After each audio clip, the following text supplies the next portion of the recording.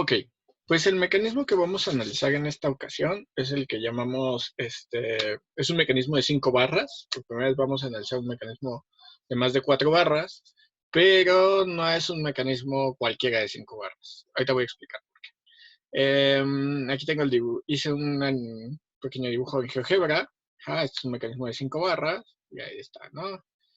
Ahora ya marqué los vectores y toda esa parte. Lo importante, la anotación que quiero hacer es que vamos a trabajar el mecanismo de 5 barras engranado. ¿Por qué engranado? Es decir, que hay un engrane entre dos de sus eslabones, que los conecta, de tal forma que la posición del movimiento de uno de los eslabones provoque esté siempre coordinado con el movimiento de un segundo eslabón. ¿Por qué eso es importante? El mecanismo normal de 5 barras tiene como incógnitas, tiene 3 ángulos. El ángulo θ3, el ángulo θ4 y el ángulo θ5. Eso provoca que al tener 3 incógnitas, el sistema de ecuaciones, al ser estoy trabajando en un sistema plano, mi sistema de ecuaciones vectorial, si uso, por ejemplo, el método de lazo vectorial, tenga más incógnitas que variables. Eso es un problema. Entonces, una forma de reducir ese problema, también pensemos que un mecanismo de 5 barras tiene más grados de libertad. Entonces, eso como tenemos ese lío, al aumentar un eslabón, tengo un grado de libertad extra, entonces eso me mete muchos problemas, porque la forma en que las posiciones son más, el número de posiciones posibles es muchísimo más grande, entonces definir si una posición es posible o no es posible y demás es muy difícil. Tendría que utilizar un método iterativo. Al final del video voy a explicar un poquito de qué se trata esto del método iterativo. Pero entonces podemos hacer un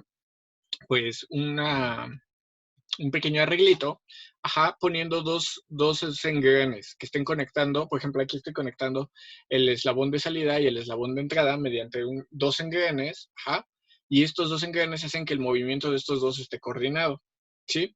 Entonces, ahorita vamos a analizar cómo se da el movimiento de estos dos, pero que nos quede bien clara la idea. Entonces va a ser un eslabón de 5 barras, sí son 5 barras, pero dos de sus eslabones están coordinados para que siempre se muevan en ciertas formas, sus posiciones tengan cierta relación. Entonces, bueno, pues pues vamos como siempre a nuestro pizarrón de Paint. Y bueno, entonces voy a pegar la imagen, ese que había resuelto, voy a pegar esa misma imagen. Denme un segundito para ponerla aquí y que nos sirva nada más de recordatorio de guía. Aquí está. Entonces tenemos este mecanismo de 5 barras, aquí están los ángulos. Nótese que yo ya dibujé los lazos vectoriales, entonces yo ya sustituí los eslabones por vectores.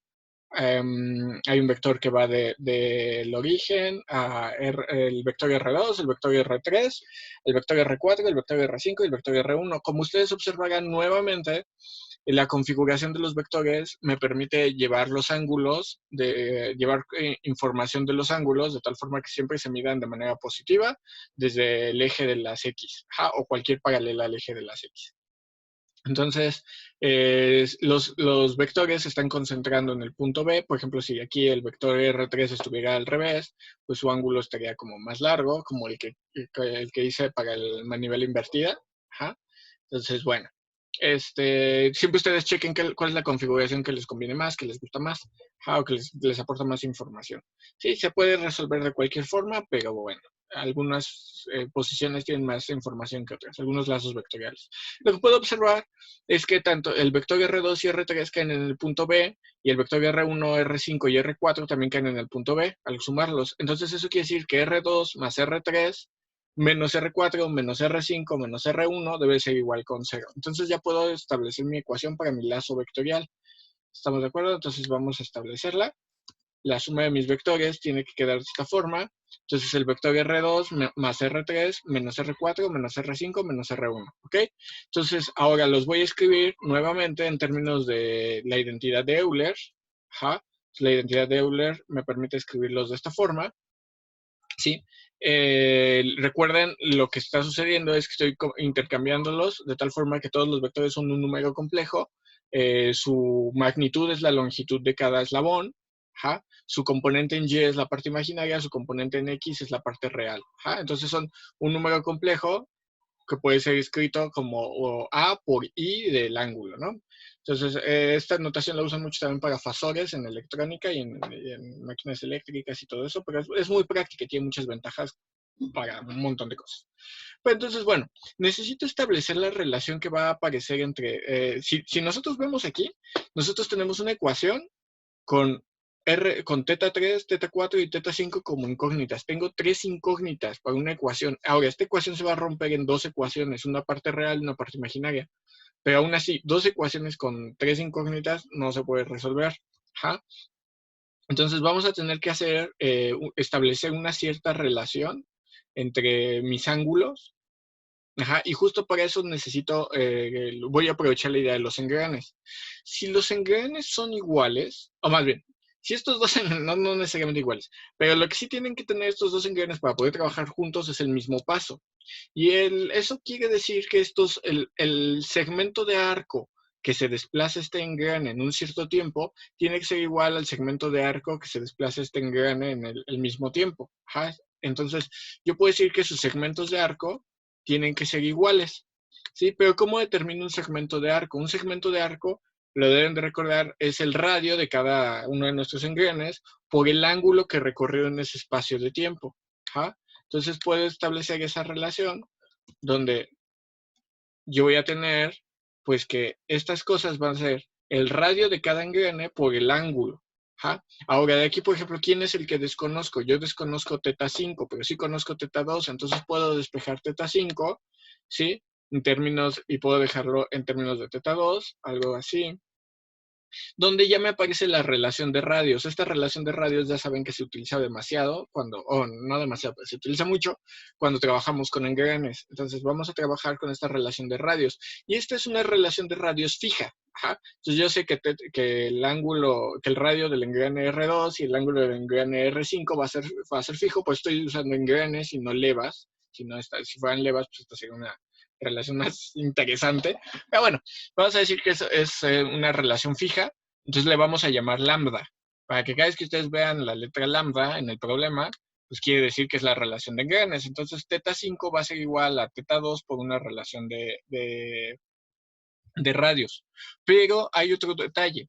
Yo no estoy partiendo de que los dos eslabones puede que no estén, no sean paralelos en un comienzo, puede que tengan una posición diferente. Entonces puede que haya un desfase entre la posición de uno con respecto al otro, ajá, al comienzo del problema.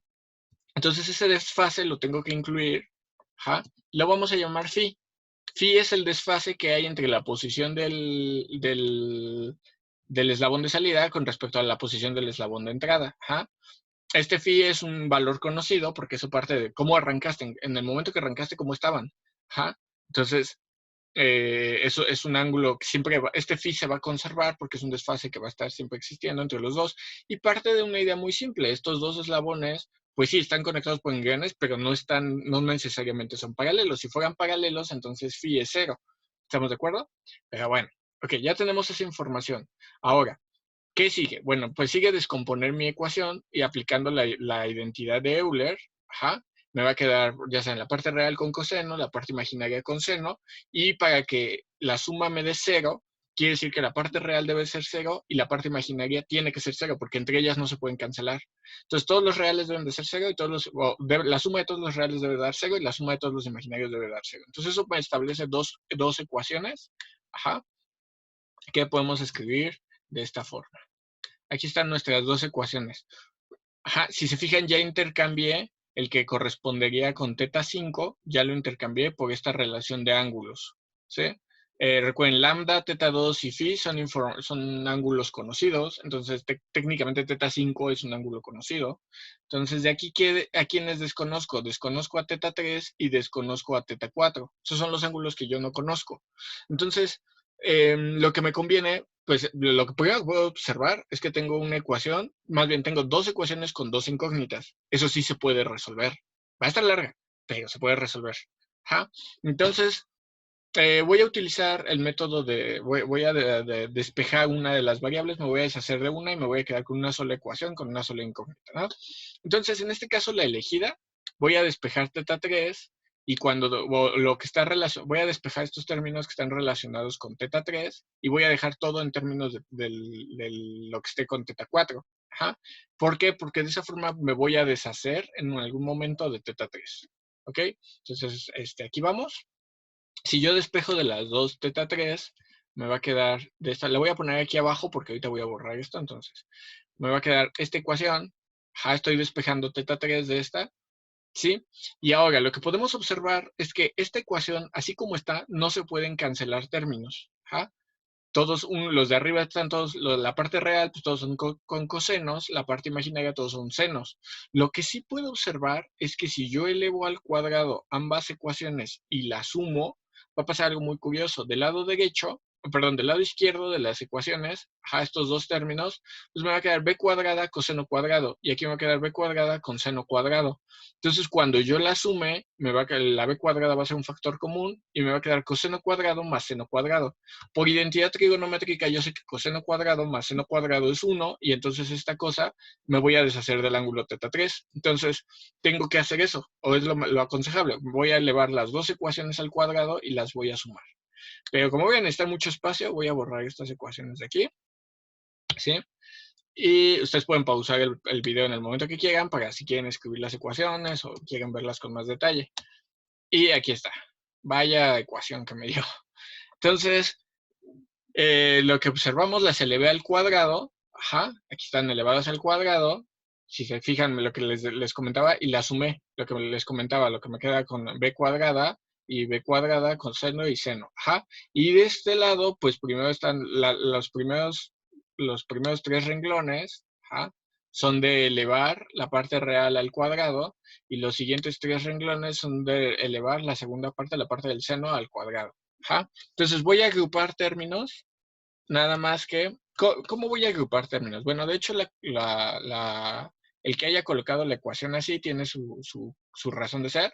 Si ustedes observan, aquí tengo a coseno cuadrado de teta 2, y aquí tengo a seno cuadrado de teta 2. Entonces, estos dos tienen como factor común la a cuadrada, y coseno cuadrado más seno cuadrado se van a cancelar, me va a dar 1, por identidad trigonométrica. Luego, por otro lado, vamos a agarrar otro color, tengo c cuadrado coseno de teta 4, y aquí tengo c cuadrado seno de teta 4. ¿Estamos de acuerdo? Nuevamente se van a poder sumar, y coseno cuadrado y seno cuadrado se van a cancelar. Bueno, no se van a sumar, se van a agrupar porque tienen la c cuadrada con factor común, y coseno cuadrado más seno cuadrado se va a eliminar. ¿Sí? De la siguiente, yo tendría, vamos a ver aquí, d por el coseno cuadrado de la relación de ángulos. Vamos a decirle que esto es teta 5. Ya sabemos de dónde viene esto. ¿Sí? Y acá abajo tengo d con el seno cuadrado del equivalente a teta 5. Entonces, estos dos igual se van a poder, tienen factor común la d cuadrada, y coseno cuadrado más seno cuadrado es 1 y se va a cancelar. O más bien, bueno, se va a reducir. ¿Estamos de acuerdo? Entonces, si se fijan, y aquí está la f cuadrada. Entonces, si se fijan, me van a aparecer todos los eslabones al cuadrado, la longitud de todos los eslabones al cuadrado. B cuadrada, A cuadrada, C cuadrada, D cuadrada y F cuadrada. Y todo lo demás, pues lo voy a acomodar ya como, como pueda. Entonces, me va a quedar una ecuación de este tipo. ¿Sí? Aquí están las longitudes, lo que le mencionaba, las longitudes de los eslabones al cuadrado. Y lo segundo que hice fue agrupar todo lo que tenga el coseno cuadrado, el coseno de teta 4, perdón, no hay cuadrado, el coseno de teta 4 y el seno de teta 4, los agrupé en dos términos. Todos estos tienen el coseno de teta 4 y el seno de teta 4. Entonces tengo tres paquetes de información. Tengo por un lado los que están con coseno de teta 4, ¿sí? Por otro lado tengo los que están con el seno de teta 4, y el tercer paquete de información corresponde a los que no tienen ni el seno ni el coseno. Entonces, los puedo agrupar. Voy a agrupar términos en una ecuación un poco más compacta, de esta forma. Es una ecuación súper... Voy a borrar esta porque sí está muy padre y todo, pero ya no me sirve. Ustedes pueden pausar el video en el momento que quieran o regresarle o lo que sea para ver cómo estaba escrita. Aquí está, mi ecuación compacta. Términos que tienen coseno de teta 4, que serían estos. Los voy a poner en rojo para que sepamos. serían estos, términos que tienen al seno de teta 4, serían estos, y los demás, pues los que los agrupé en esta cosa. Entonces, para los que tengan la duda de qué diablos son y no alcanzaron a ver aquí, porque esto ya se va, vamos a, dejo estas tres. Dejen, muevo esta pantalla acá, y aquí están. Y si se fijan, P, Q y R están en términos de cosas que yo ya conozco. Yo ya conozco la longitud de mis eslabones. Para un mecanismo de 5 barras, la longitud de los eslabones es fija. Yo ya conozco el ángulo de entrada, teta 2. Yo ya conozco la relación de radios, lambda. Yo ya conozco el ángulo de desfase, phi. Entonces ya estos tres constantes están en términos de puras cosas que yo no conozco. Entonces, esta ecuación, ya realmente la única variable es teta 4, como bien queríamos.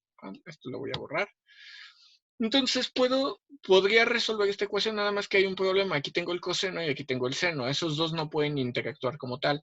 Entonces, tengo que escribir mi ecuación en términos de cosas, de una sola cosa. No puede estar seno y coseno juntos. O pongo puros senos, o pongo puros cosenos, o mejor aún, pongo puras tangentes. La tangente es un poquito más práctica que utilizar el seno y el coseno, porque el seno y el coseno me van a estar pidiendo hipotenusas y la verdad no me gusta. Entonces, pues ya. Yo intercambio el coseno mediante la identidad de medios ángulos, en términos de la tangente, me queda de esta forma. Yo intercambio el seno con su identidad correspondiente, me queda de esta forma. Para los que tengan dudas de dónde nacen estas dos identidades trigonométricas, hay un video que ya subí donde explico cómo obtener estas identidades trigonométricas basándome en dos triángulos súper sencillos. Y entonces, bueno, aquí están los términos con P, los términos con Q, los términos con R. Esta ecuación ya toda está en términos de la tangente. Nada más que si ustedes son observadores verán que es la tangente al cuadrado. Eso quiere decir que esta es una ecuación, voy a tener que solucionarlo mediante la ecuación de segundo grado. Ecuación algebraica, pero de segundo grado. Entonces me van a venir en paquetes de soluciones de 2. Lo que ya sabemos, para todos los mecanismos siempre hay dos posiciones, una abierta y una cruzada.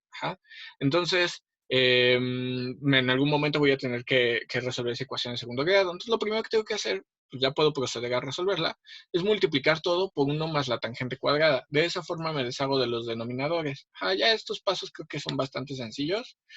Entonces, si quieren, váyanse al final del video o vean cómo lo hacemos. No, pero multiplico 1 más la tangente cuadrada, me queda de esta forma. Y aquí puedo ver que hay términos que tienen tangente cuadrada, hay términos que tienen la tangente y hay términos que no tienen ni a una ni a otra. Entonces, por ejemplo, P por 1 pues no va a tener tangente. Entonces voy a agruparlos en una ecuación muchísimo más sencilla, que es de esta forma. ¿Sí? La voy a poner aquí abajo.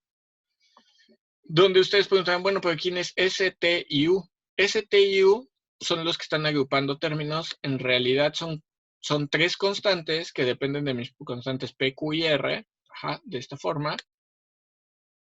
Y que nacen, estas tres nacen de agrupar términos aquí. Por ejemplo, P por la tangente cuadrada y R por la tangente cuadrada pues, se van a poder agrupar, nada más que la P va a llevar un signo negativo. Por eso me queda que S es R menos P. La Q no tiene con quién agruparse, pero se tiene que multiplicar por 2 para que me quede con la T. Aquí está 2Q. Y la U sería la P por 1 y la R por 1 agrupados. Aquí están. Entonces es un poquito de álgebra nada más. Entonces realmente, voy a borrar esta. Lo que nosotros tenemos que saber es que estas tres constantes que determinan mi sistema S, T y U se basan de estas tres constantes que yo ya obtuve anteriormente, que son P, Q y R. Entonces, y finalmente P, Q y R son tres constantes que se obtienen a partir de los datos iniciales de mi problema. Entonces, bueno, puedo resolver, esta cosa sí se puede resolver. Y finalmente, pues ya nada más lo que me necesitaría sería despejar la tangente cuadrada de esas ecuaciones, ¿no? Entonces, sabemos que tenemos que resolver la general de segundo grado, ¿sí? Nos queda de esta forma. La voy a poner aquí. Bueno, la voy a poner aquí. Entonces, yo resuelvo la tangente. Esta la voy a quitar. La voy a poner abajo. Yo resuelvo la general de segundo grado, despejo la tangente con el arco tangente y como es medio ángulo, tengo que multiplicar por 2. Entonces, esto quiere decir que me van a dar dos paquetes, las soluciones van a venir en dos. Ajá. Una solución, recuerden que las ecuaciones de segundo grado siempre tienen dos soluciones que pueden ser dos reales diferentes, dos reales iguales y dos imaginarios. Si esta ecuación me da resultados imaginarios, quiere decir que este mecanismo no se puede ensamblar con esa posición inicial, con ese ángulo inicial de entrada. Si esta cosa me da reales diferentes, pues me va a estar dando la información de la posición abierta y la posición cerrada. Y si, en el caso de que la S valga 0, si la S vale 0, no me tengo que asustar. Lo que me está diciendo, me está dando de todas formas dos soluciones. Nada más que lo que me está diciendo es que si S vale 0, la tangente, bueno, esta división se indetermina, pero la tangente se indetermina de manera natural. Recuerden, es una función asintótica y se indetermina de manera natural para el ángulo de 90 grados y para el ángulo de 270. Entonces, para esos dos, esta cosa, la S vale 0. Entonces, si al momento que yo estoy resolviendo mis ecuaciones, yo veo que la S vale 0, de inmediato puedo decir, teta 4 tiene dos opciones. Va a ser de 90 grados o va a ser 0. De inmediato, en automático lo puedo hacer. ¿Estamos de acuerdo? Entonces, ya puedo quitar mis ecuaciones. Ya tendría resuelto cuánto vale la teta 4. Y si yo sé cuánto vale teta 4, ¿quién era mi otra incógnita? Teta 3. ¿Estamos de acuerdo? Entonces me puedo regresar en los pasos atrás y puedo despejar teta 3 pues de cualquiera de mis ecuaciones que había utilizado antes. Puedo utilizar, por ejemplo, esta, que es un poco más compacta. Tengo las dos ecuaciones iniciales. De aquí puedo despejar el seno de teta 3, ya estaría en términos de puras cosas conocidas y ya estaría solucionada mi ecuación. ¿Estamos de acuerdo? Puedo despejarla con el arco seno o con lo que yo quiera. Entonces, ¿cómo sería, por ejemplo, cómo sería mi algoritmo de solución? Porque, por ejemplo, ustedes dirán, bueno, pero te quedaron unas fórmulas bien grandotas. Pues sí, son fórmulas grandes, no lo voy a negar, pero son fórmulas que podemos resolver fácilmente con un algoritmo en computadora, sin tardarnos tantísimo, o sea, no tengo que estar... Además, esto lo hicimos generalizado, entonces para cualquier problema que sea un mecanismo de 5 barras engranado, pues esta cosa va a tener la solución. Donde, paso número 1, resuelvo mi sistema, mis constantes P, Q y R. Entonces, una vez resueltos P, Q y R, yo puedo determinar mi sistema, mis constantes S, T y U. Entonces aplico estas fórmulas. Una vez que yo resuelvo las constantes S, T y U, ahora sí puedo obtener el ángulo de teta 4, que es el ángulo de aquí. Una vez que yo tengo el ángulo de teta 4, puedo obtener el ángulo de teta 3. Puedo obtener el ángulo de teta 3. Y ya está. Entonces, puedo hacer todo, puedo meter estas, como está generalizado, pues puedo meter estas fórmulas en un programita, hacer un programa en C++, en Excel, o en lo que yo quiera. Bueno, en Excel no sé un programa, pero puede ser una tabla de cálculo realmente que pueda resolver esta cosa y ya nada más alimento los datos de entrada, que los datos de entrada es el ángulo del eslabón de entrada, las longitudes de cada uno de mis eslabones, y la relación entre el engrane 2 y el engrane de entrada y el engrane de salida.